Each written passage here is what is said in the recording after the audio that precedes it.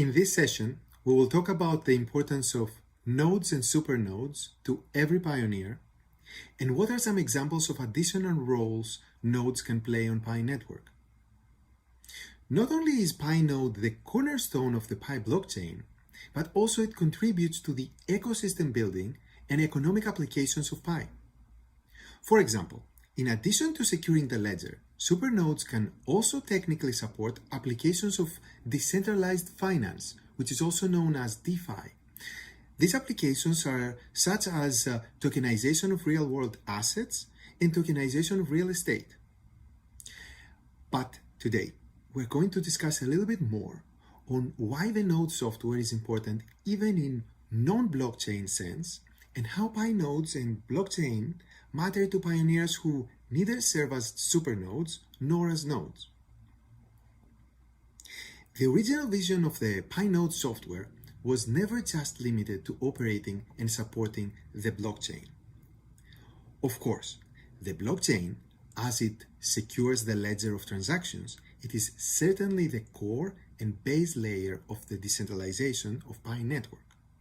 But the benefits of building a user-friendly node software is having extensibility of the functionalities of the node and a large group of people who can contribute to the applications of the node software. So today we want to share a little bit more about the long-term strategy of the node software beyond securing the ledger. Let's look at the network currently. We have over 200,000 pioneers who downloaded and installed the Pi node software, and there are over 60,000 nodes active every day, out of which 40,000 appear to be actively managed, for example, updating to the latest version all the time. A portion of these nodes will become supernodes, depending on the selection process based on the hardware operating systems, network performance, and various metrics we have. But what is the core team's plan for the people who are running the Pi node software who are not necessarily supernodes or nodes responsible for maintaining the ledger? Actually, we have great expectations for them, and we are open to any suggestions that build on top of our thoughts. First of all, the desktop Pi application serves as a redundant interface for the mobile application interface. Not only does it provide desktop or laptop accessibility to the mobile application functionalities, for example, the chats, mining status, future uses of Pi applications, but it also serves as one important step to decentralization in regard to the centralized points of mobile apps stores. App stores have been one point of centralization in the Pi network ecosystem all along. Given the controversy about cryptocurrencies, app stores are particularly strict in reviewing applications related to cryptocurrencies. And we experienced their centralized control over the last couple of years while we were developing Pi network. For example, our mobile application had to go through very rigorous review cycles before it gets approved and later on to stay live. And we also saw other legitimate applications sometimes getting completely delisted from app stores for various reasons. We hope this will never happen to Pi, but shall the app stores decide to remove our application from their stores for any reason, the node software will be our backup plan to still maintain the functionalities, the community, and the organization of the network.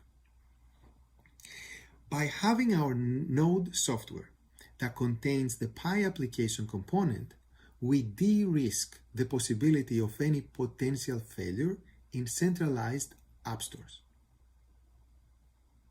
Okay, apart from maintaining and securing the Pi blockchain, nodes can also allow individuals to share computing resources and get compensated for it. Such computing resources include processing power, disk space, and network bandwidth. Note that these are not our immediate plans, but they are all possibilities that will come further down the line. Let's look at these use cases one at a time. Disk space. Think of it as a decentralized encrypted Dropbox that allows people to get compensated for securely storing files. Its implementation can be similar to BitTorrent in the notion that files will be stored in a decentralized network of nodes, while at the same time, Pi can have staking mechanisms that can make sure that all files stored on the Pi network are fully licensed. For example, if a file is found to be infringing someone's rights, the file's uploader could lose their stake. To put this in perspective, as a use case, the core team pays thousands of dollars every month to Amazon AWS for storing the Pi node software files so that pioneers can download them and install the Pi node. In the same manner, other websites and applications do the same. So instead of these websites paying Amazon, they could be paying that cost to pioneers, using Pi of course, thus creating a passive income opportunity to Pi node operators. Let's look at network bandwidth. This use case is also known as content delivery networks, CDNs, and it is how the internet is able to scale today.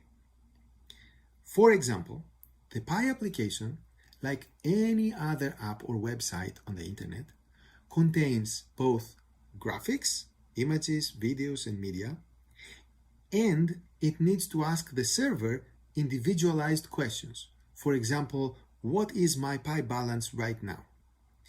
So while the individualized questions must reach a Pi database to be answered, the vast majority of the graphics and media are the same for all members and can be actually answered by a decentralized server near that person. So, for example, when a pioneer in Paris opens her app, the Pi logo comes to her from a server in Paris operated by our CDN provider, while her balance comes from Pi's database in San Francisco. This process helps speed up the application tremendously because the majority of the data can be delivered fast from a nearby data center or computer, and they don't need to travel long distances through the Pacific Ocean. And that's something that all major apps on the internet do. They use CDN to deliver their content. Once again, to put this in perspective, the core team spends thousands of dollars a month to our CDN providers. But for Pi network, with a distributed node network, there should be no need for such an intermediary CDN when there's tens of thousands of pioneer nodes in every corner of the world. There's probably a pioneer closer to you than any of the CDN servers. There may be one in the same building that you are right now. What if Pi nodes could utilize their unused network bandwidth to function as a decentralized CDN? If we were able to create such a CDN marketplace for pioneers, they could be receiving additional passive income for operating their nodes. Let's look at processing power. Every computer has one or more processors. These are called CPUs. And those CPUs are mostly unused during the day and completely unused during the night when the person is sleeping. Think of your processor more like your car. It is mostly sitting in your parking lot waiting for you to use it when you need it. At the same time, there are a lot of companies paying large monthly fees renting servers from cloud providers such as Amazon AWS. So potentially Pi network could match those companies with pioneers who are interested in renting out their unused CPU time. According to our Pi node stats, every day there are over 380,000 CPU cores operated by Pi nodes, and they are unused about 69% of their time on average. Well, the good thing about sharing computing resources is that everyone could potentially participate in sharing them, even on a part-time basis.